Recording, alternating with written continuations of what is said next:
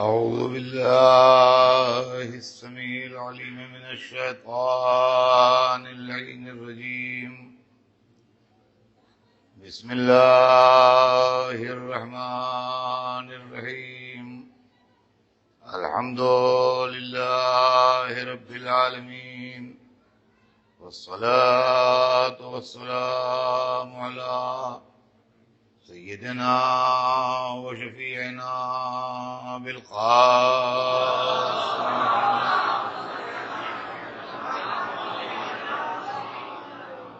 وآله الطيبين الطاهرين المعصومين، ولعنة الله على أعدائهم أجمعين من يومنا هذا إلى يوم الدين.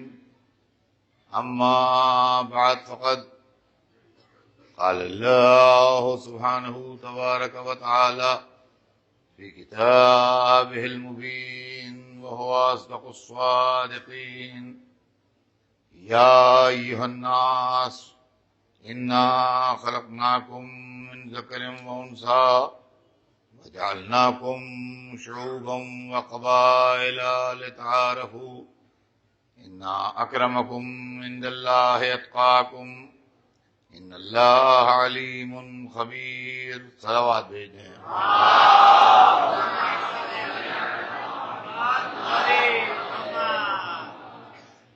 خدا عالم قرآن مجید میں ارشاد فرما رہا ہے کہ اے انسانوں،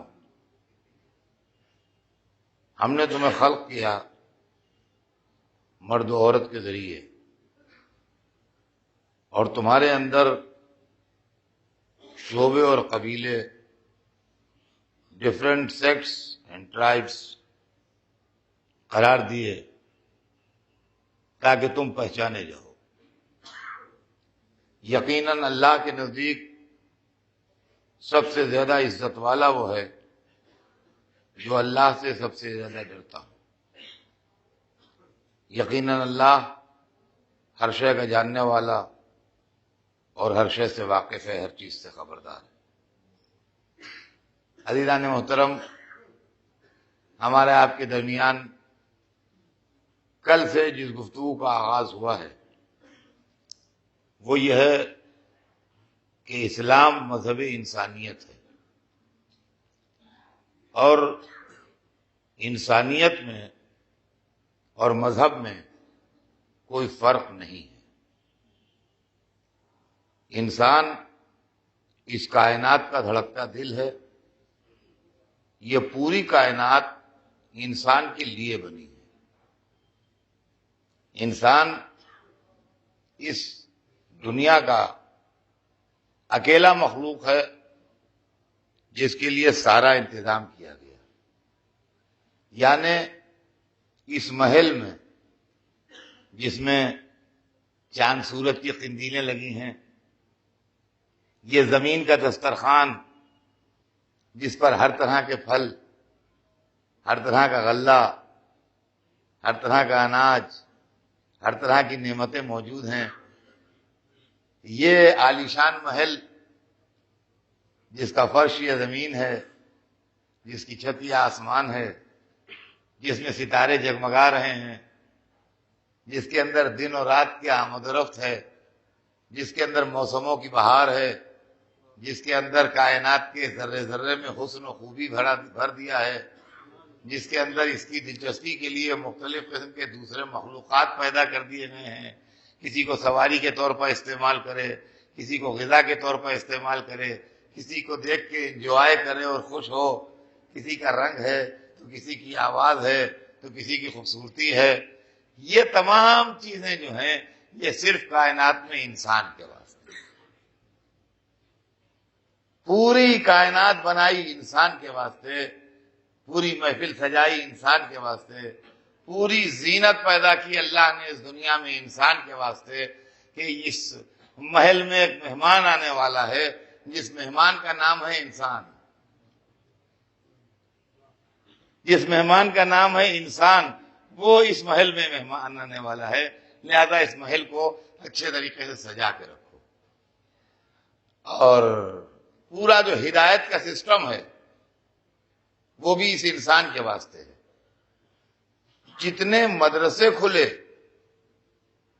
سب انسان کے لیے. یہ 1,24,000 پیغمبر جو بھیجے گئے، یہ رہبر جو بھیجے گئے، یہ ولی جو بھیجے گئے، یہ راستہ دکھانے والے جو بھیجے گئے، ان میں سے کس نبی نے یہ بات کہی کہ میں درختوں کو ٹھیک کرنے آیا ہوں؟ کس پیغمبر نے یہ بات کہی کہ میں جانوروں کی اصلاح کے لیے آیا ہوں؟ کس رسول نے یہ بات کہی کہ میں پتھروں کو اور پہاڑوں کو اور دریاؤں کو ٹھیک کرنے آیا ہوں؟ جو آیا وہ انسانوں کے لیے آیا. معلوم ہوا کہ ہدایت کا مدرسہ جو کھولا گیا وہ اس انسان کے واسطے کھولا گیا. کتابیں جو بھیجی گئیں وہ انسان کے واسطے بھیجی گئیں. رہبر جو بھیجا گیا وہ انسان کے واسطے بھیجا گیا. دین جو بھیجا گیا وہ انسان کے واسطے بھیجا گیا. شریعتیں جو آئیں وہ انسان کے واسطے آئیں.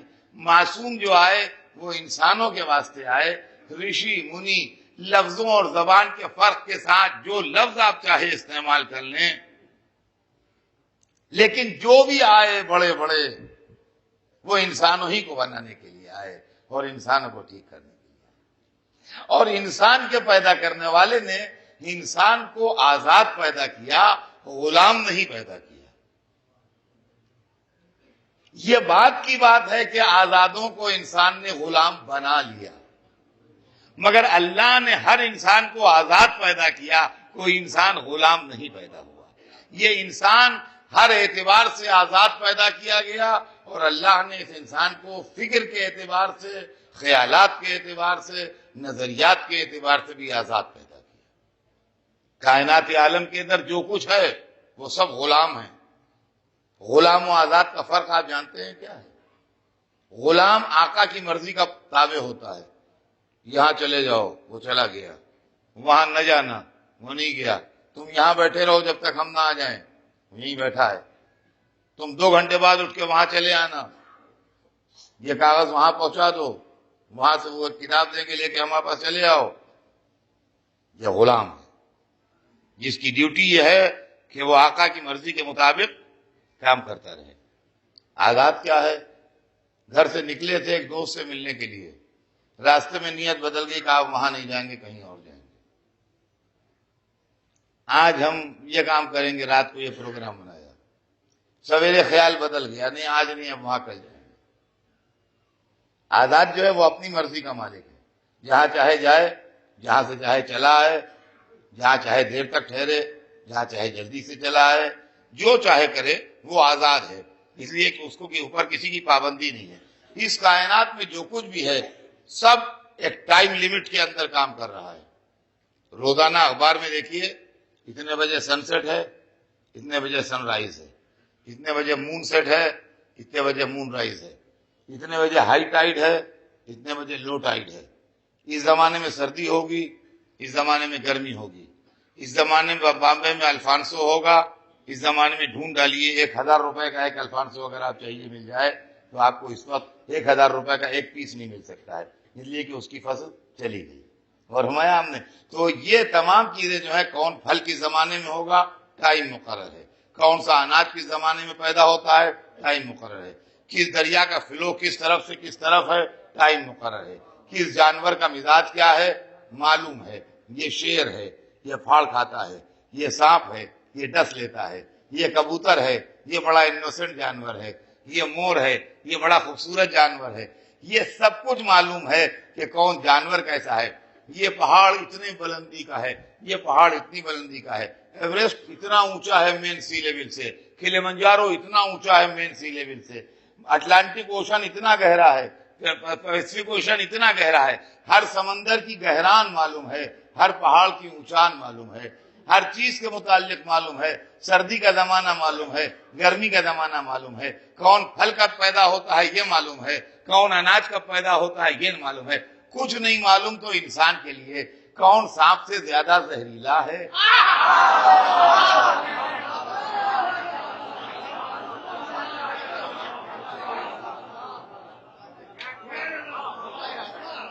کون شیر سے زیادہ درندہ ہے، کون کبوتر سے زیادہ انوسنٹ ہے،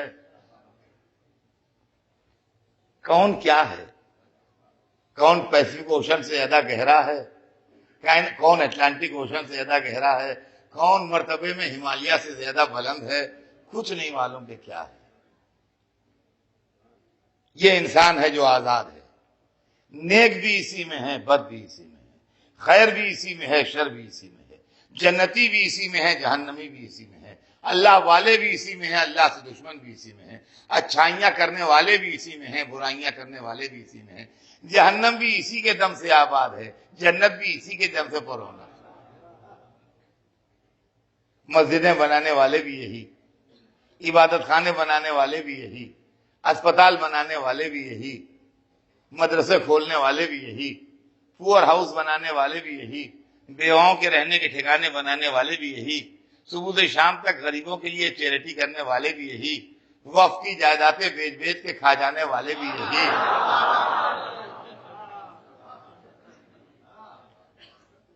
مذہبی پراپرٹیز کے اوپر قبضہ کر لینے والے بھی یہی، انسان کو مجبور بنا کے اور مظلوم بنا کے اس کو ستانے والے بھی یہی، اس کو پریشان کرنے والے بھی یہی، جو کچھ ہے وہ یہی ہے۔ تو چونکہ انسان کے کردار میں رنگا رنگی ہے اور اللہ نے اس کو مجبور نہیں بنایا، توجہ سنیے گا، چونکہ اللہ نے اس کو مجبور نہیں بنایا، لہذا ضرورت اس بات کی ہوئی کہ اس کو تعلیم دینے والے ہوں، اس کو پڑھانے والے ہوں، اس کو بتانے والے ہوں، جو اس کو اچھائیوں کی طرف لے جائیں اور برائیوں سے روکیں، جو اس کو اچھائیوں کی طرف لے جائیں اور برائیوں سے روکیں، اس لیے کہ کائنات عالم میں قوت ایجاد اس کے پاس ہے۔ دیکھیے جو ہے وہ ہے، لیکن کسی کے پاس قوت ایجاد نہیں۔ اپنی فطرت میں اگر کوئی جانور اپنا گھونسلہ بنانے کا آرٹ لے کے آیا ہے تو وہ گھونسلہ بناتا ہے، لیکن 2000 برس پہلے جیسا بناتا تھا ویسے ہی آج بناتا ہے، اس کے اندر کوئی فرق نہیں ہے، اس لیے کہ جو نیچر نے اس کو تعلیم دی ہے وہ اسی تعلیم کے اوپر ہے، نہ اس کے اندر کوئی کمی ہوئی ہے نہ اس کے اندر کوئی زیادتی ہوئی ہے۔ لیکن انسانوں کے گھروں کے ڈیزائن آج سے 50 برس پہلے جو تھے وہ اب بدل گئے ہیں، 50 برس پہلے دوسرے ڈیزائن کے گھر بنتے تھے، آج دوسرے ڈیزائن کے گھر بننے لگے ہیں۔ تو معلوم ہے کہ قوت ایجاد جو ہے، انوینشن، کسی چیز کا ایجاد کرنا، وہ انسان کے پاس ہے، ورنہ دنیا کے کسی مخلوق کے پاس طاقت ایجاد نہیں ہے۔ تو دنیا میں جو کچھ بنایا وہ انسان نے، ہر مشین کی ماں یہی ہے، جتنی مشینیں آج دنیا میں پائی جاتی ہیں، جتنے کمپیوٹر آج دنیا میں پائے جاتے ہیں، جتنی دنیا میں مختلف قسم کی مشینیں جن سے انسان مختلف فائدے اٹھاتا ہے، چاہے وہ اسپتالوں میں استعمال ہونے والی ہوں، چاہے وہ دفتروں میں استعمال ہونے والی ہوں، چاہے وہ انسانی زندگی میں ہوائی جہاز ہوں، ٹرینیں ہوں، جہاز ہوں، شپس ہوں، کسی کے استعمال کی چیز ہو، وہ تمام مشینیں جو ہیں وہ بنانے والا انسان ہے۔ بچے مجھے توجہ سنتے رہیں، وہ بنانے والا انسان ہے۔ معلوم ہے ہر مشین کی ماں جو ہے وہ انسان ہے، اس لیے کہ جتنی مشینیں پیدا ہوئی ہیں سب اسی نے پیدا کی ہیں، لہذا ساری مشینوں کی ماں جو ہے وہ انسان ہے، کہ اسی کے ذریعے ساری مشینیں پیدا ہوئی۔ تو اب یہ کتنی سوفسٹیکیٹڈ، کتنی عجیب، کتنی شاندار مشین ہے جس کا نام انسان ہے۔ آپ کوئی بڑی سے بڑی مشین، پیچیدہ سے پیچیدہ مشین، مشکل سے مشکل مشین لے لیجئے، وہ اسی انسان کے ہاتھ کی بنی ہوئی ہے۔ تو خود یہ مشین جس کا نام انسان ہے، یہ کتنی قیمتی، کتنی لاجواب، کتنی عمدہ، کتنی سوفسٹیکیٹڈ، کتنی پیچیدہ ہوگی جو ہر مشین بنا لیتی ہے۔ اس مشین کا بنانے والا اللہ ہے، اس پیچیدہ مشین کا بنانے والا اللہ ہے۔ اللہ نے ایک مشین بنائی ہے جس کا نام ہے انسان، پھر انسان کو دماغ دیا ہے جس دماغ میں بقیہ دنیا کی تمام مشینیں بنائی ہیں۔ اب ایک بات خالی ذہن میں رکھیے کہ جو کمپنی جو مشین بناتی ہے، کتاب بھی اس کی استعمال کا طریقہ، ہاؤ ٹو یوز، کیسے اس کو آپ استعمال کر سکتے ہیں، وہ بھی وہی کمپنی بنا کے دیتی ہے۔ دیکھیے بالکل سمپل معاملہ ہے، بالکل سمپل معاملہ ہے جو بچوں کی سمجھ میں ایزی لیا جائے کہ ہمیں ایک مثلا ٹی وی خریدنے کی خواہش تھی، ایک ٹیپ ریکارڈر خریدنے کی خواہش تھی، ایک یہ ویڈیوگرافی کی جو مشین ہے، ایک مشین ہم لینا چاہتے ہیں. تو ہم نے اپنے دوستوں میں بیٹھ کے کہا کہ وہ لوگ آتے ہیں ہماری مجلس ریکارڈ کرتے ہیں، ہمارا دل چاہتا ہے کہ ہم بھی ایک مشین خرید لیں، لگوا دیں کسی سے کہہ کے، تو ہماری مجلسوں کا ریکارڈ ہمارے پاس بھی رہے. تو ہم کل جا کے ایک مشین خریدیں گے. تو ہمارے دوست بولے کون سی مشین خریدیے گا؟ ہم نے کہا کوئی سی بھی خرید لیں گے. تو ایک نے کہا دیکھیے ایسا ہے کہ مرفی والی خریدیے، وہ بہت عمدہ ہے، یہ کمپنی کا نام ہے مرفی، ایک کمپنی ہے. یا فلپس کی خریدیے گا مثلا. تو ان کا تھا فلپس والی خریدیے گا، اس لیے کہ میں نے سمجھیے 10 برس ہو گئے مجھے خریدے کو، فلپس کی مشین میں نے خریدی تھی، آج تک ذرا سی خرابی نہیں ہوئی، بہت عمدہ مشین ہے، اور بہت مضبوط مشین ہوتی ہے اور بہت بڑھیا ہوتی ہے، وہی خریدیے گا، دوسری نہ خریدیے. میں نے کہا ٹھیک میں خرید لوں گا. کل میں بازار میں گیا، ایک فلپس کی مشین، یہی ویڈیوگرافی کی مشین میں خرید لایا. ساتھ میں انہوں نے ایک کتاب بھی دی جو اس کے استعمال کے طریقے کو بتاتی تھی کہ آپ کس طرح اس کو استعمال کیجئے. وہ کتاب کہیں میری گر گئی. تو عزیزان گرامی، جو کمپنی مشین بناتی ہے وہی کتاب دیتی ہے. یہ حق نہیں ہے کہ مشین یہ کمپنی بنائے، کتاب وہ کمپنی بنائے. لہذا جس اللہ نے انسان بنایا ہے، دین بنانا بھی اسی کی ذمہ داری ہے کہ یہ انسان کیسے استعمال ہو. اب وہ صاحب جو ہم لائے فلپس کی مشین، تو مشین تو آ گئی گھر میں، لیکن وہ کتاب جو تھی اس کی طرف توجہ زیادہ دی نہیں، وہ کہیں ادھر ادھر گر گئی. گر گئی تو ہم نے کہا گر گئی، چلو کوئی بات نہیں ہے، ہمارے دوست کے پاس تو ہے، ان سے لے لیں گے. اب رات کو جو مجلس میں آئے تو ہم نے کہا مشین تو ہم لے آئے، آپ نے بتایا تھا وہی فلپس کی لے آئے، مگر راستے میں کہیں کتاب گر گئی. تو ایسا کیجیے کہ اگر آپ پاس کتاب رکھی ہو تو لیتے آئیے گا، اسی سے دیکھ کے ہم اپنی مشین بھی آپریٹ کریں گے. تو آپ نے کہا نہیں ہے تو میرے پاس وہی فلپس کی مشین، مگر اس کتاب سے آپریٹ نہیں ہوگی. میں نے کہا کیوں؟ کسی دوسری کمپنی کی؟ نہیں وہی کمپنی ہے. مگر مولانا اصل میں ایسا ہے کہ آپ نے خریدی ہے سن 8 میں اور میرے پاس 99 کا ماڈل ہے، تو اب ماڈل بدل گیا ہے نا، لہذا یہ نیا ماڈل جو ہے یہ پرانی کتاب سے آپریٹ نہیں ہوگا. تو کمپنی ایک ہی ہے مگر ماڈل بدل گیا ہے تو کتاب بھی بدل گئی ہے. اب ہم جو ہیں وہ کتاب موسیٰ یا کتاب عیسیٰ سے آپریٹ نہیں ہوں گے، لیکن ماڈل بدل گیا. صلوات بھیجتے ہیں محمد.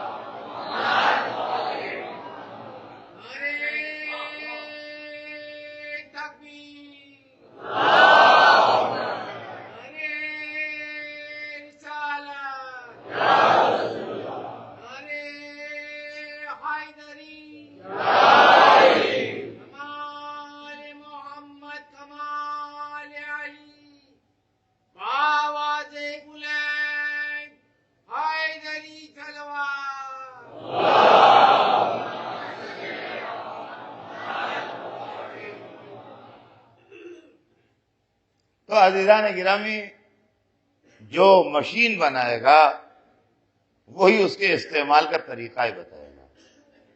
اچھا یہ تو چھوٹی چھوٹی گھریلو مشینیں ہیں جو گھر میں استعمال ہوتی ہیں، ہم اپنے ہاتھ سے استعمال کر لیتے ہیں.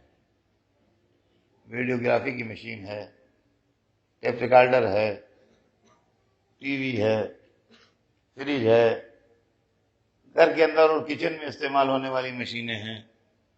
یہ سب چھوٹی چھوٹی سی مشینیں تھوڑے پیسوں کی ملتی ہیں، جا کے بازار سے لے آتے ہیں، اس کے ساتھ کوئی بکلیٹ دے دیتے ہیں، وہ بتاتی ہے کہ اس کو ایسے استعمال کیجیے. لیکن اگر کوئی بڑا پروجیکٹ لگ رہا ہے اور اس کے لیے فارن سے مشینیں آ رہی ہیں جرمنی سے مشینیں آ رہی ہیں، اور مہاراشٹر گورنمنٹ یا انڈیا گورنمنٹ کوئی بڑا پروجیکٹ لگا رہی ہے کسی چیز کا، تو جہاں سے مشین آئے گی وہیں سے انجینئر آئے گا۔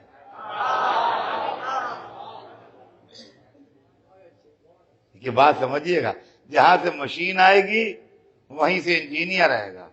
اور اگر یہاں لوگوں نے ضد کر لی کہ نہیں مشین تو جرمنی سے منگا لیجئے لیکن انجینئر یہیں سے ہم پرووائڈ کریں گے، تو عزیزان گرامی پھر اس کا یہ بھی امکان ہے کہ مشین تو آن کے لگی رہے مگر پروڈکشن نہ ہو، اس لیے کہ دیسی انجینئر ولایتی مشین کو کبھی کبھی نہیں چلا پاتے ہیں۔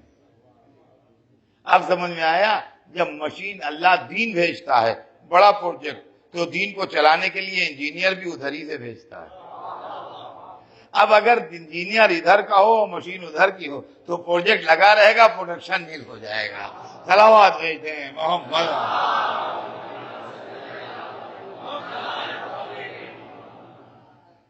تو اللہ نے دین بھیجا، تو پہلے بچے نوجوان یہ سمجھیں کہ دین کیا ہے، دین کسے کہتے ہیں، مذہب کسے کہتے ہیں، دھرم کسے کہتے ہیں۔ انسان ایک مشین ہے، اس کے چلانے کے کچھ قاعدے قانون ہیں، اس کے چلانے کے کچھ اصول ہیں۔ یہ اگر اس اصول کے اوپر چلائی جائے گی تو یہ صحیح چلے گی، اور اگر اصول کے اوپر نہیں چلائی جائے گی تو یہ مشین جو ہے یہ خراب ہو جائے گی۔ یہ جو چل رہی ہیں مشینیں آپ کے سامنے، یہ یہاں کے حساب سے 220 240 وولٹ آ رہا ہے اس کے اندر کرنٹ، اس سے یہ چل رہی ہیں۔ لیکن بڑے بڑے جو مشینیں کارخانوں میں چل رہی ہیں وہ 220 سے نہیں چلتی ہیں۔ لائٹ اینڈ فین والا کنیکشن جو ہوتا ہے اس سے وہ مشینیں نہیں چلتی ہیں، اس کے اندر 1680 2000، یہ میرا سبجیکٹ نہیں ہے جو میں ایکیوٹ بات آپ کو بتاؤں، لیکن بہرحال پاور کو اس کے اندر جو ہے طاقت وہ زیادہ ہوتی ہے۔ اب جہاں 1680 آ رہا ہے وہاں آپ اس کو لگا دیے تو بخش اڑ جائے گی، یہ اس طرح چل جائے گی کہ اس کی مرمت بھی نہیں ہوگی، ان کا کہ ختم ہو گیا۔ تو عزیزان گرامی بھائی اسی طریقے سے انسان جو ہے وہ ایک مشین ہے، اس کو کس طریقے سے دائرے حکمت کے اندر اور دائرہ مذہب کے اندر رکھا جائے کہ وہ جنت میں چلا جائے، ایسا نہ ہو کہ غلط پلک لگا دیا وہ بخش سے اڑ گئی پوری مشین معلومہ جل گیا، تو اب یہ قابل مرمت بھی نہیں ہے جو جل گئے۔ تو مذہب جس نے بھیجا وہی بتائے گا کہ جس نے انسان بنایا ہے وہی بتائے گا کہ انسان کس طریقے سے استعمال کیا جائے، جو یہ انسان اپنی ذات سے پھول برسائے انگارے نہ برسائے، یہ دوسروں کے لیے فائدہ مند ہو، دوسروں کے لیے نقصان دہ نہ ہو، زندگی میں رونق کا سبب بنے، زینت کا سبب بنے، موت و تباہی و ہلاکت و بربادی کا سبب نہ بن جائے۔ یہ انسان رہے اور انسان رہتے ہوئے ترقیاں کرے، لیکن یہ انسان درندہ نہ بن جائے،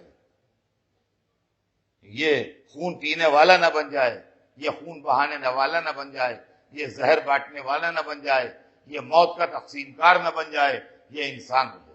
اس کی وجہ یہ ہے کہ اس کے اندر صلاحیتیں دونوں طرح کی ہیں، یعنی اگر یہ ترقی پا آئے تو فرشتوں سے آگے چلا جاتا ہے، اور اگر زوال پا آئے تو پتھروں سے بدتر ہو جاتا ہے۔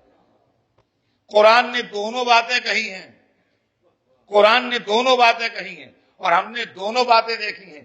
یہ انسان جو خاطی انسان کہلاتا ہے، گناہگار انسان کہلاتا ہے، اگر اپنے کو کردار کے اعتبار سے سنوار لے تو فرشتوں سے بہتر بھی یہی انسان بن جاتا ہے، اور یہی انسان اگر اپنے کو کردار کے اعتبار سے بگاڑ لے تو قرآن کہتا ہے کہ انہم کالحجارہ، یہ تو پتھر ہیں، بلکہ پتھر سے بھی زیادہ سخت ہیں۔ پتھر سے تو چشمے پھوٹتے ہیں، ان سے تو چشمے بھی نہیں پھوٹتے۔ معلوم ہے کہ وہ انسان، دیکھیے قرآن نے یہی کہا ہے کہ پتھر سے چشمے پھوٹتے ہیں، یہ پتھر سے بدتر ہیں، یعنی پتھر ہوتے ہوئے بھی کبھی پانی دے دیتا ہے، مگر جو پانی نہ دے وہ انسان پتھر سے بدتر ہے۔ صلوات بھیجتے ہیں محمد وال۔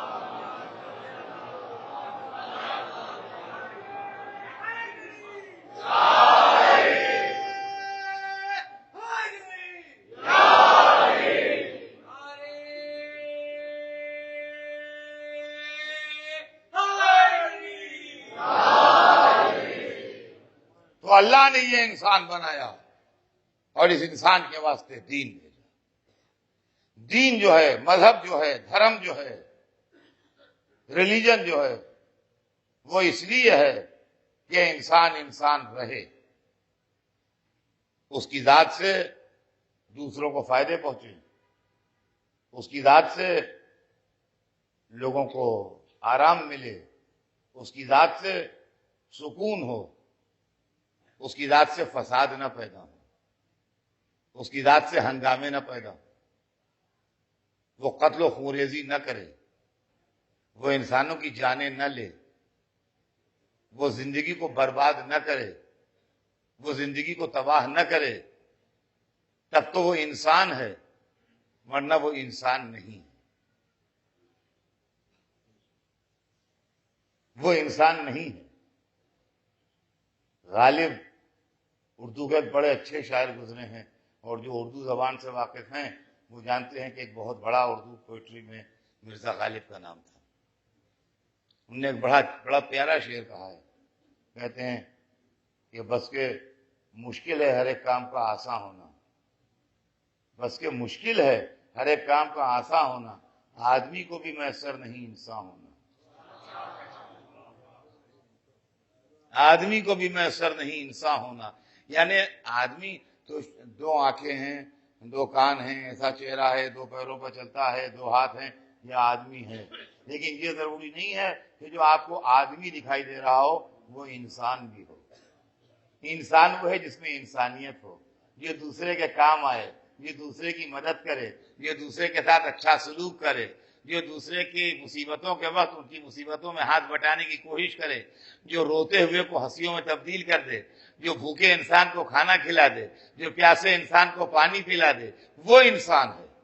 اور عزیزان گرامی، اسلام نے ان چیزوں کو زیادہ اہمیت دی ہے. انسان جو انسان کی خدمت کرے وہ انسانیت، اصلی انسانیت ہے، جس کا مرتبہ عبادتوں سے بھی زیادہ ہے. میں آپ کو ایک حدیث قدسی سناتا ہوں جناب موسیٰ کے زمانے کی، کہ ایک دن مقام مناجات میں جناب موسیٰ سے رب العزت نے پوچھا کہ ابن عمران هل عملت لی عملا خالص. حضرت موسیٰ کے والد کا نام عمران تھا. تو ارشاد ہوا کہ آئے عمران کے بیٹے، آئے پسر عمران، تم نے میرے لیے کوئی خالص عمل کیا ہے کبھی؟ اپنی زندگی میں کوئی عمل میرے لیے خالص کیا ہے؟ دیکھیے انسانیت کا فلسفہ سنیے گا. تم نے میرے لیے کوئی عمل خالص کیا ہے؟ تو اگر ہم سے اللہ پوچھ لیتا تو معاذ اللہ ہماری تو حیثیت کیا جو ہم بول پاتے. ہم تو اس جملے کو سنتے ہی بے ہوش ہو جاتے. لیکن بہرحال وہ اولو العزم پیغمبر تھے. حضرت موسیٰ جیسا عظیم المرتبت نبی، انہوں نے جواب دیا، قال نام، عرض کیا ہاں معبود کیا. ارشاد ہوا بیان کرو. قال صلیت لک، صمت لک، سبحت لک، حللت لک. عرض کرتے ہیں جناب موسیٰ کہ اے معبود، میں نے تیرے لیے نماز پڑھ لی، میں نے تیرے لیے روزہ رکھا ہے، میں نے تیرے لیے تسبیح کی ہے، سبحان اللہ کا ورد کیا ہے، میں نے تیرے لیے تحلیل کی ہے، میں نے لا الہ الا اللہ کا ورد کیا ہے. یہ اعمال ہیں جو میں نے تیرے لیے کیے. جب موسیٰ نے اپنی کمائی زندگی بھر کی پیش کر دی تو ارشاد ہوا کہ ابن عمران الصلاۃ لک جواز علی الصراط. عمران کے بیٹے نماز تو تمہارے لیے ہے، یہ صراط پر سے گزر جانے میں تمہیں پرمیشن دلائے گی، آسانی سے گزار دے گی. وَالصَّوْمُ لَكَ، اور روزہ تو تمہارے لیے ہے. جُنَّةٌ مِّنَ النَّارِ، یہ جہنم سے سپر ہے، اس کی وجہ سے جہنم سے محفوظ رہو گے تم. یہ شیلڈ ہے، جہنم سے بچائے گی تمہیں. وَالتَّسْبِیحُ وَالتَّحْلِیلُ لَكَ، اور تسبیح و تحلیل، سبحان اللہ اور لا الہ الا اللہ کہنا، یہ تو تمہارے لیے ہے. درجات فی الجنہ، یہ جنت میں تمہارے درجے ہیں، مرتبے ہیں. یہ بتاؤ میرے لیے کیا کیا ہے؟ یہ سب جو کچھ تم نے کیا یہ تو تم نے اپنے لیے کیا ہے، یہ بتاؤ تم نے میرے لیے کیا کیا ہے؟ تو حدیث میں ہے کہ فباکا موسیٰ بکاء شدیدا، موسیٰ پھوٹ پھوٹ کے رونے لگے، موسیٰ پھوٹ پھوٹ کے رونے لگے یہ جواب پروردگار سن کے۔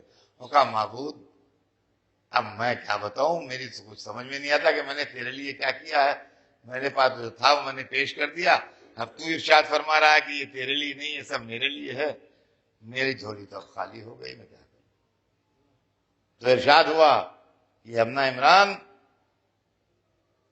هل سقيت عطشانا هل اشبعت جائعا هل كسوت عريانا هل نصرت مظلوما هل اشبعت جائعا۔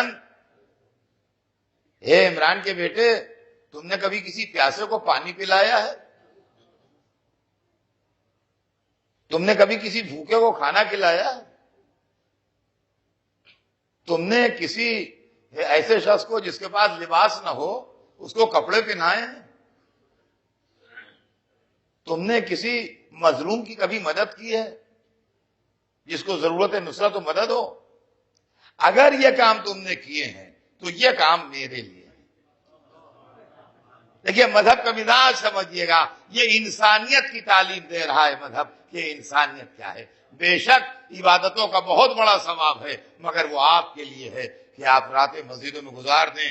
میں معاذ اللہ ان لوگوں کی شان میں یہ نہیں کہتا کہ وہ کچھ کمزور لوگ ہیں، نہیں، بڑے اچھے لوگ ہیں جو اللہ کی یاد میں اپنی راتیں گزار دیتے ہیں، لیکن اس کے ساتھ ساتھ اللہ کے واسطے جو کام ہیں، اگر کسی پیاسے کو پانی پلا دیا یہ انسانیت کی خدمت ہے، اگر کسی بھوکے کو کھانا کھلا دیا یہ انسانیت کی خدمت ہے، اگر کسی برہنہ کو لباس پہنا دیا یہ انسانیت کی خدمت ہے، اگر کسی مظلوم اور بے سہارا آدمی کی مدد کر دی، گرتے ہوئے کو تھام لیا، لڑکھڑاتے ہوئے کو سنبھال لیا، تو یہ انسانیت کی مدد ہے۔ یہ ہے وہ کام جو اللہ نے اپنے واسطے کیے۔ اور عزیزان گرامی، تاریخ عالم و آدم گواہ ہے کہ علی ابن ابی طالب نے صلوات بھیجتے ہیں،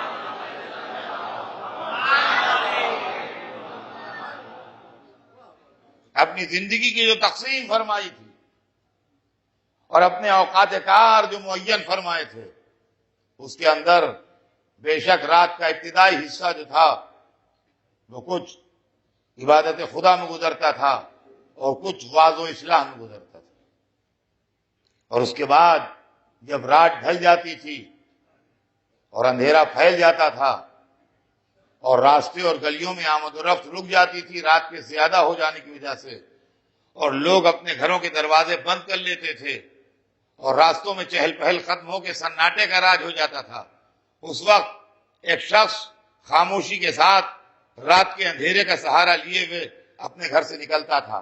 اس شان سے نکلتا تھا کہ وہ عبا اس طرح نہیں اوڑھے ہوتے تھا جیسے کہ عام طور سے عبا کندھوں پر ڈالی جاتی ہے، بلکہ اس کی عبا اس کے سر کے اوپر پڑی ہوتی تھی جس سے اس کا چہرہ چھپا ہوتا تھا تاکہ پہچانا نہ جائے، اور اس کی پشت کے اوپر ایک وزنی بوجھ بوری لدی ہوتی تھی، اور وہ گلیوں میں جاتا تھا، غریبوں کے محلوں میں جاتا تھا، مفلسوں کے علاقوں میں جاتا تھا، دروازہ کھٹکھٹاتا تھا، لوگ انتظار میں ہوتے تھے، اس بوری میں سے کچھ نکالتا تھا، ان کو دے دیتا تھا اور آگے بڑھ جاتا تھا۔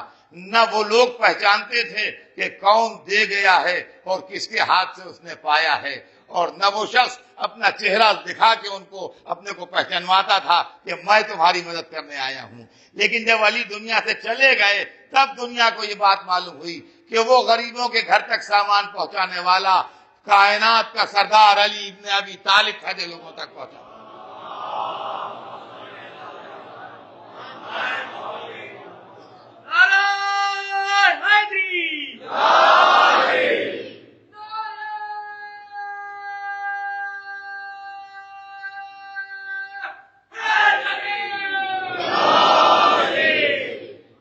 تو عزیزان گرامی، یہ ہے انسانیت۔ مذہب انسانیت سے الگ نہیں ہے۔ مذہب ہم کو تقوی کی تعلیم دیتا ہے، مذہب ہم کو اللہ سے ڈرنے کی تعلیم دیتا ہے۔ تقوی کیا ہے؟ ڈر کیا ہے؟ ان اکرمکم عند اللہ اتقاکم، سب سے زیادہ اللہ کے نزدیک عزت والا وہ ہے جو اللہ سے ڈرتا زیادہ ہو۔ عزیزان گرامی، دنیا میں سینکڑوں خرابیاں اس لیے پیدا ہوتی ہیں کہ ہم اس کے خوف میں یہ غلط کام کر دیتے ہیں، اس کے خوف میں یہ غلط کام کر دیتے ہیں، اس کے خوف میں یہ غلط کام کر دیتے ہیں۔ وہ بہت بڑے آدمی ہیں، وہ بگڑ جائیں گے، لہذا حق تو اس کا بنتا ہے، مگر ٹیلی فون ان کا اس کے لیے آیا، آگے بڑھا دو اس کو۔ بڑے آدمی ہیں، وہ ناراض ہو جائیں گے تو بڑی پرابلمس پیدا ہوں گی، باثر آدمی۔ تو دنیا میں ظلم جو رواج پاتا ہے وہ کبھی کبھی اس لیے بھی رائج ہوتا ہے کہ آدمی دوسرے کے خوف میں دوسرے پر ظلم کرتا ہے۔ کبھی دولت کا خوف ہوتا ہے، کبھی طاقت کا خوف ہوتا ہے، کبھی حکومت کا خوف ہوتا ہے، کبھی اقتدار کا خوف ہوتا ہے، اور یہ انسان اتنے چھوٹے دل کا ہے کہ ذرا سے میں ڈرنے لگتا ہے اور ذرا سے میں خائف ہو جاتا ہے۔ اسی لیے اسلام نے تقوی پر زور دیا ہے۔ ہم نے کبھی آپ کے سامنے فلسفہ تقوی غور سے بیان ہی نہیں کیا، تو ہم آپ سے شکوا کیا کریں؟ تقوی یہ ہے کہ آدمی اللہ سے ڈرے۔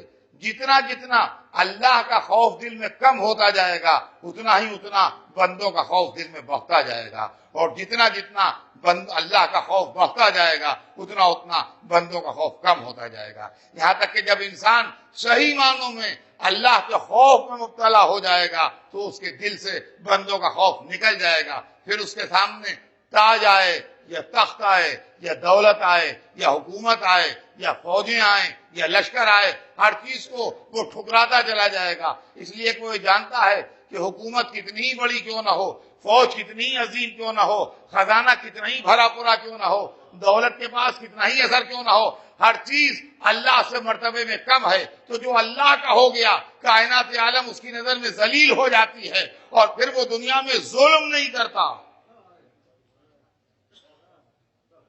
میرے دوستو، اس فلسفے کو سمجھیے، پھر وہ کائنات عالم میں ظلم نہیں کرتا۔ جس کے دل میں اللہ کا خوف پیدا ہو جاتا ہے وہ ظلم سے دور ہو جاتا ہے، اور جب ظلم سے دور ہو جاتا ہے تو وہی انسان قابل تعریف انسان ہے جس کے دامن پر ظلم کا دھبا نہیں۔ حکومتوں کے دامن پر، اقتدار کے دامن پر، سیاستوں کے دامن پر ظلم کے دھبے لگے ہوئے ہیں، اور یہ اقتدار، یہ سیاستیں، یہ حکومتیں، یہ لبادے اوڑھ کے نکلتی ہیں دھوکہ دینے کے لیے۔ یہ ابلیسی طاقتیں ہیں، یہ شیطانی ہتھ کنڈے ہیں جو انسانوں کو دھوکہ دیتے ہیں، کبھی اقتدار کے روپ میں تو کبھی مذہب کے روپ میں۔ لوگوں کو مذہب کے فلسفے سمجھاتے ہیں، وہ فلسفے سمجھاتے ہیں جن کا مذہب سے دور کا بھی تعلق نہ ہو۔ اسلام وہ مذہب ہے جو کہتا ہے کہ جس نے ایک آدمی کو قتل کیا اس نے ساری دنیا کو قتل کیا۔ جس نے ایک آدمی کو قتل کیا اس نے پوری دنیا کو قتل کیا، اور جس نے ایک آدمی کی زندگی بچائی اس نے پوری دنیا کی زندگی بچائی۔ تو عزیزان گرامی، یہ فلسفہ کیا ہے؟ اسلام وہ مذہب ہے کہ جو ایک آدمی کی جان کو پوری دنیا کی جانوں کے برابر تولتا ہے۔ اس آواز کو میری پہنچائیے دوسروں تک کہ اسلام وہ مذہب ہے جو ایک آدمی کی جان کو پوری عالم انسانیت کی جانوں کے برابر تولتا ہے۔ اب وہ لوگ جو یہ تعلیم دیتے ہیں کہ فساد پیدا کر دو زمین پر تمہیں جنت مل جائے گی، آدمیوں کو جان سے مار دو تمہیں حوریں مل جائیں گی، داخل ہو جاؤ یہاں فائرنگ کر دو اس کے نتیجے میں تمہیں اعلی علیین مل جائے گا، یہ مذہب کے بگاڑے ہوئے تصور ہیں جو ابلیسی فکر نے پیدا کیے ہیں، شیطانی فکر نے یہ تصور پیدا کیے ہیں مذہب کو بگاڑنے کے واسطے۔ اور عزیزان گرامی، یہ فکریں اور یہ نظریے اور یہ تصور جو ہیں یہ دنیا میں نئے نہیں ہیں بلکہ بہت پرانے۔ ہم جو کہ 1400 برس سے مصیبتوں کے شکار ہیں، اور 1400 برس سے ہم نے تکلیفیں جھیلی.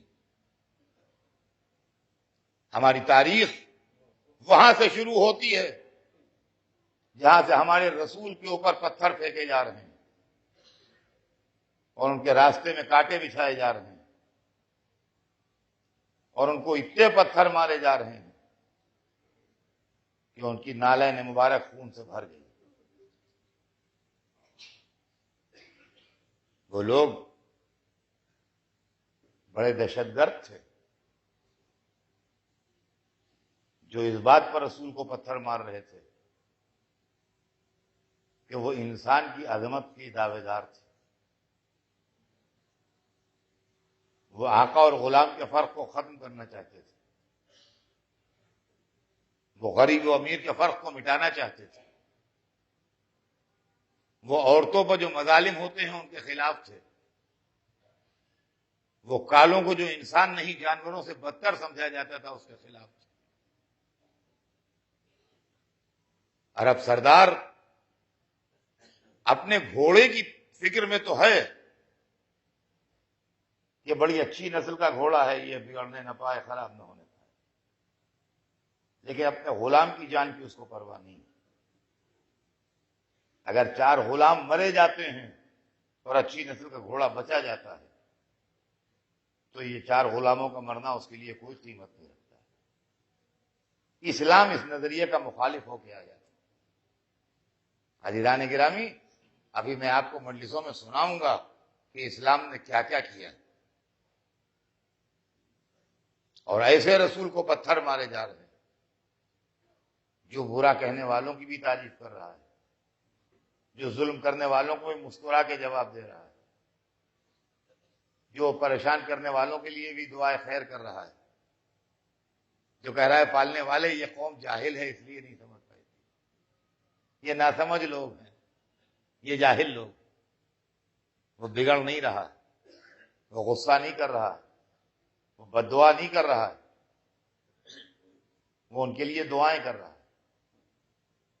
وہاں سے دہشت گردی کی ابتدا ہوتی ہے جہاں سے عرب کے تپتے ہوئے ریگستان میں مکے کی چٹیل میدان میں جو لوگ مکے جا چکے ہیں وہی جانتے ہیں اور جو مکے میں یا سعودی عرب میں رہے ہیں وہ جانتے ہیں. جو نہیں گئے ہیں وہ نہیں جانتے. جن نے گرمیوں کے زمانے میں حج کیا ہے وہ جانتے ہیں کہ مکے کی دھوپ کیا شے ہے.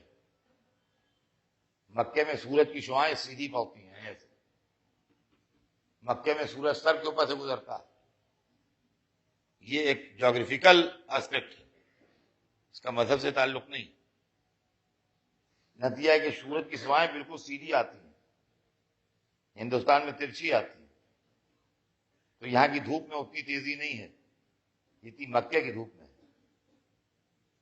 مکے میں ٹمپریچر 55°C تک پہنچ جاتا ہے، 55°C میں. تپتے ہوئے پتھروں پر انسانوں کو لٹا کے زنجیروں سے جکڑ دیا جاتا ہے اور ان کو نیزوں سے کوچ کوچ کے مار ڈالا جاتا ہے. تپتے ہوئے پتھروں پر انسانوں کو جکڑ دیا جاتا ہے اور ان کو نیزوں سے کوچ کوچ کے مار دیا جاتا ہے. یہ دہشت گردی نہیں ہے تو اور کیا ہے؟ یہ ظلم نہیں ہے تو اور کیا ہے؟ یہ ناانصافی نہیں ہے تو اور کیا ہے؟ یہ انسانیت سے بغاوت نہیں ہے تو اور کیا ہے؟ اور ان کا قصور کیا ہے؟ ان کا قصور یہ ہے کہ ہم ان کے اس پرانے ٹوٹے پھوٹے انسانیت دشمن سماج کے خلاف ہیں، اس لیے ہم کو یہ سزا دی جا رہی ہے. اس لیے ہم کو یہ سزا دی جا رہی ہے کہ ہم ان کے اس انسانیت دشمن سماج کے واہ ہوا کرنے کے لیے تیار نہیں ہیں جس کے اندر سینکڑوں ڈسکریمنیشن ہے بنی نوع انسان کے ساتھ. آپ تاریخ پڑھیے، بائی نیم تاریخ کے اندر موجود ہے. آپ پریشان نہ ہوئیے. حضرت عمار یاسر جو رسول اللہ کے ایک بڑے محترم صحابی تھے، ان کی والدہ اور ان کے والد دونوں کو اسی طرح سے قتل کیا گیا ہے جس طریقے سے میں نے آپ سے بیان کیا. اب اگر قرآن مجید میں ان کافروں کے لیے آیتیں ہیں یہ بھی سن لیجئے، اور جہاں جہاں میری آواز جا رہی ہو یا جب بھی جو میری آواز سنے وہ اس پوائنٹ کو اپنے ذہن میں رکھے جو پڑھ رہا ہوں. ایسے شخص کے لیے آپ کا ملک یا دنیا کا کوئی سویلائزڈ ملک کیا سزا تجویز کرتا ہے؟ اگر 55°C ٹمپریچر میں دہکتے ہوئے پتھروں کے اوپر آدمیوں کو لٹا کے اور زنجیروں سے باندھ کے اور نیزوں سے کوچ کوچ کے ان کو مار ڈالا جائے تو ایسے شخصوں کے لیے کوئی مہذب سماج کیا سزا تجویز کرتا ہے؟ آپ مجھے بتائیے.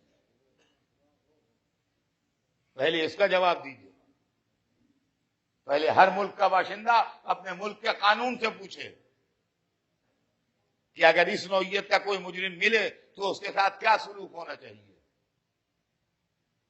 اس کی گارلینڈنگ کی جائے گی، اس کو ریسیپشن دیا جائے گا، اس کی بڑی اوبھگت کی جائے گی، اس کو بلا کے ٹی پارٹی دی جائے گی، کیا کیا جائے گا؟ آپ بتائیے. ایک مہذب سماج اور ایک مہذب سوسائٹی اور ایک مہذب ملک ایسے آدمی کے لیے کیا سزا تجویز کرے؟ قرآن نے جن کافروں سے انتقام کی بات کی ہے وہ یہ کافر تھے. آج قرآن کو غلط انٹرپریٹ کر کے لوگ کہتے ہیں دیکھیے قرآن میں نان مسلموں کے لیے یہ لکھا ہے. قرآن میں نان مسلموں کے لیے یہ نہیں لکھا ہے. قرآن میں قاتلوں کے لیے، ظالموں کے لیے، انسانیت دشمنوں کے لیے لکھا ہے. آپ قرآن کو سمجھ کے نہیں پڑھ رہے ہیں، یا تو آپ دھوکے میں پڑھ رہے ہیں یا آپ دھوکہ دے رہے ہیں، یا تو آپ خود دھوکے میں ہیں. تو میں آپ سے بتاتا ہوں کہ ایسے ظالموں کے لیے قرآن میں سزا تجویز کی، اور ایسے ظالموں کے لیے ہر ملک کا مہذب سماج جو ہے وہ سزا تجویز کرے گا. وہ ایسے کو آزاد نہیں چھوڑے گا جس کے اوپر یہ جرم ثابت ہے. لیکن وہ لوگ اور وہ نان مسلم جن سے ہمارا کوئی جھگڑا نہیں ہے، جنہوں نے ہمیں ستایا نہیں ہے، جنہوں نے لوگوں کو قتل نہیں کیا ہے، جنہوں نے بے گناہوں کو ٹارچر نہیں کیا ہے، جنہوں نے انسانوں کو نیزوں سے کوچ کوچ کے مار نہیں ڈالا ہے، جنہوں نے انسانوں کو دہکتی آگ میں ڈھکیل نہیں دیا ہے، جب ان کی بات آتی ہے تو ان کے لیے جو قرآن کہتا ہے وہ بھی تو بتائیے.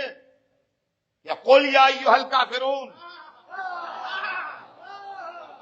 اے رسول کہہ دیجئے کہ اے کافروں، لا اعبد ما تعبدون، ہم اس کی عبادت نہیں کرتے جس کی تم کرتے ہو، ولا انتم عابدون ما اعبد، اور نہ تم اس کی عبادت کرتے ہو جس کی ہم عبادت کرتے ہیں، ولا انا عابد ما عبدتم، اور نہ ہم اس کی عبادت کرتے ہیں جس کی تم کرتے ہو، ولا انتم عابدون ما اعبد، اور نہ تم اس کی عبادت کرتے ہو جس کی ہم کرتے ہیں. 2 مرتبہ ایک ہی بات کو ریپیٹ کر کے اس کی اہمیت بتائی. اب اس کے بعد آخری آیت میں مسئلے کا حل ہے کہ بھئی کیا کیا جائے. تو قرآن مجید کے اندر سورہ آج بھی موجود ہے، قرآن مسجد میں رکھا ہے، جس کا چاہے پڑھ لے. آخری آیت جو ہے وہ یہ ہے لکم دینکم ولی دین، تم اپنے دین پر رہو، ہم اپنے دین پر رہیں، نہ ہم تمہیں ستائیں نہ تم ہمیں ستاؤ، نہ ہم تمہیں نقصان دیں نہ تم ہمیں نقصان دو. اسلام مذہب انسانیت ہے، بغیر کسی جرم کے سزا دینے کو جرم سمجھتا ہے. اور ہم نے اسلام مذہب انسانیت. اگر آپ کے نظریات ہم سے الگ ہیں، اگر آپ کی فکر ہم سے الگ ہے، اگر آپ کے خیالات ہم سے الگ ہیں تو ہیں. آپ اپنے خیالات کے مالک ہیں، ہم اپنے خیالات کے مالک ہیں. آپ اپنے نظریے کے مالک ہیں، ہم اپنے نظریے کے مالک ہیں. قرآن مجید زبردستی کسی کو کلمہ پڑھوانے کا قائل نہیں ہے کہ مار پیٹ کے 10 مسلمان جمع ہو گئے ایک کو کلمہ پڑھوا دیں. نہیں، لا اکراہ فی الدین، دین کے معاملے میں کوئی جبر نہیں ہے، زبردستی نہیں. ہر آدمی اپنی عقل سے فیصلہ کرے، ہر آدمی اپنے ذہن سے فیصلہ کرے، ہر آدمی اپنی فکر سے فیصلہ. عزیزان گرامی، وقت تمام ہو رہا ہے. میں آپ کو آگے کی تاریخوں میں سناؤں گا کہ ہم سب سے زیادہ ایکسپرٹ ہیں کہ دہشت گردی کیا ہے. اس کی وجہ یہ ہے کہ ہم اس کو 1400 برس سے جھیلتے آ رہے ہیں. یہ اور بات ہے کہ جب تک کہ نہ ہم مصیبت میں مبتلا تھے دنیا خاموش تھی. اب جب دنیا مصیبت میں مبتلا ہوئی ہے تو ہم ساتھ ہیں.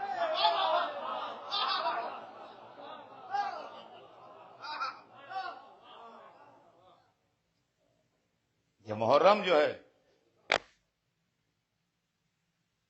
یہ بھی اسی لیے ہر سال آتا ہے کہ مسلمانوں میں اسلام کی اہمیت کا بول بالا، اور یہ معلوم ہو کہ خالی لا الہ الا اللہ محمد رسول اللہ کہہ لینے سے، مسلمانوں جیسی صورت بنا لینے سے، یا مسلمانوں جیسے نام رکھ لینے سے کوئی مسلمان نہیں ہوتا۔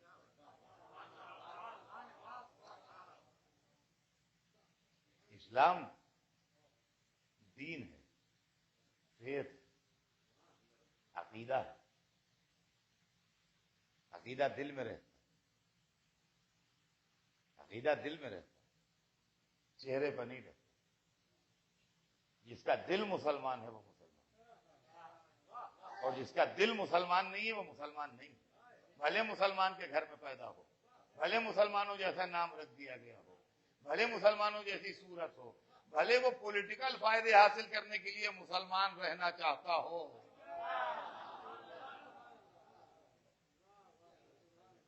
لیکن جس کا دل مسلمان نہیں ہے وہ مسلمان نہیں ہے۔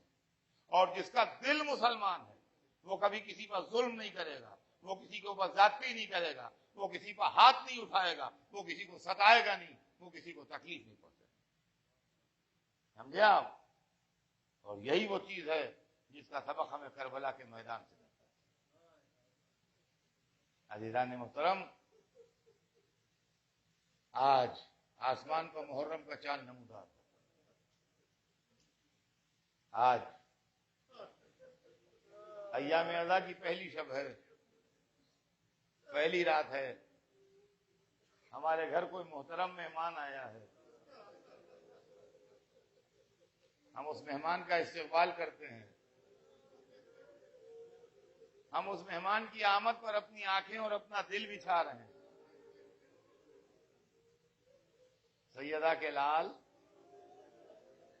حسین ابن علی، رسول کے نواسے، آقا ہم غلاموں کے گھر تشریف لائیے۔ اگر کوفے والوں نے آپ کی مہمانی نہیں کی تو اتنا بڑا مجمع اور ساری دنیا میں آپ کے چاہنے والے آپ کی مہمانی کرنے کے لیے تیار ہیں مولا۔ اور آج ہم اسی لیے تذکرہ کرتے ہیں کربلا کے 72 کا، اس لیے کہ اس وقت تو ہم نہیں تھے، ہم اس دنیا میں نہیں تھے، لہذا ہم مجبور ہیں۔ جو زمانہ گزر گیا اس کے لیے ہم کچھ نہیں کر سکتے، لیکن جب ہم نے یہ سنا بعد میں کہ حسین 3 دن کے پیاسے شہید ہوئے، تو ہم راستوں میں پانی کی سبیلیں رکھتے ہیں کہ حسین تو پیاسے چلے گئے، اب نام حسین کا کوئی راہگیر پیاسا نہ جائے۔ ہم اس وقت نہیں تھے، ہمیں نہیں معلوم تھا کہ کیا ہوا، لیکن جب ہم نے سمجھدار ہو کے یہ سنا کہ یثرب کا قافلہ 3 دن بھوکا رہا، تو آج ہم نیاز دلوا کے، کھانے کا انتظام کر کے، راستے میں روک کے لوگوں کو ہاتھ جوڑ جوڑ کے نیاز ہے کھاتے جائیے، چکتے جائیے، اس بات کا اظہار کرتے ہیں کہ اس دن تو ہم کچھ نہ کر سکے، لیکن آج حسین ابن علی کے نام پر ہم چاہتے ہیں کوئی بھوکا نہ سوئے، رات کو کھانے کا انتظام۔ ہم اس وقت نہیں تھے، ہمیں بعد میں معلوم ہوا کہ سیدانیوں کو ماتم کا موقع نہیں ملا، بیٹی باپ کے غم میں نہ رو سکی، بہن بھائی کا گریہ نہ کر سکی، بیٹے کے ہاتھوں میں ہتھکڑیاں تھی، بیٹا باپ کی لاش کو دفن نہ کر سکا۔ آج ہم ماتم کر کے، مجلس کر کے، علم اٹھا کے، تعزیہ اٹھا کے یاد مناتے ہیں، مولا کل ہم نہیں تھے، یہ غلام آج حاضر ہیں۔ اجرکم اللہ، جزاکم ربکم۔ آپ کی آوازیں بلند ہیں، اور عزیزان گرامی، محرم کی چاند رات آ گئی۔ یہی وہ چاند رات ہے کہ اسی چاند میں فاطمہ کا چاند ڈوب گیا، اسی چاند میں بنی ہاشم کا چاند نہر فرات کے کنارے آرام کر گیا، اور اسی چاند میں رباب کے گود کا چاند کربلا کی زمین میں ہمیشہ کے لیے چھپا دیا گیا۔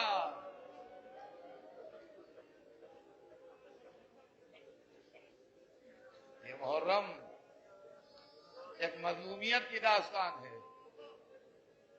یہ محرم ایک بے کسی کی داستان ہے، یہ محرم 3 دن کے بھوکے پیاسے سچائی کے لیے جان دے دینے والوں اور حق پر سر کٹا دینے والوں کی داستان کا نام ہے۔ عزیزان گرامی، آج آپ کی آوازیں بلند ہیں، آج آپ گریہ فرما رہے ہیں۔ کتابوں میں لکھا ہے کہ جب آسمان پر محرم کا چاند نمودار ہوتا تھا تو چھٹے امام جعفر صادق علیہ السلام اتنی بلند آواز میں گریہ فرماتے تھے کہ پڑوسیوں کو خبر ہو جاتی تھی کہ محرم کا چاند ہو گیا، امام گریہ فرما رہے ہیں۔ امام عالی مقام بڑی بلند آواز میں گریہ کرتے تھے، لوگ آن کے شریک ہو جاتے تھے، تعزیت دینے کے لیے آتے تھے جد مظلوم کی۔ میں کہوں گا اے میرے چھٹے امام، آپ کے دروازے پر تو لوگ تعزیت دینے آئے، مگر آپ کے دادا چوتھے امام کو کوئی تعزیت دینے والا نہ تھا۔ ہتھکڑیاں پہنا کے تعزیت دی گئی، بیڑیاں پہنا کے تعزیت دی گئی، پشپ تعزیانے لگا کے تعزیت دی گئی، سال بھر قید میں رکھ کے تعزیت